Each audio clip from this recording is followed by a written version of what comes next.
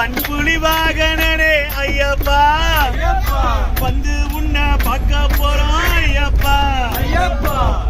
கண்ணனோ சிவனும் சேர கைதனிலே பிறந்தவரே,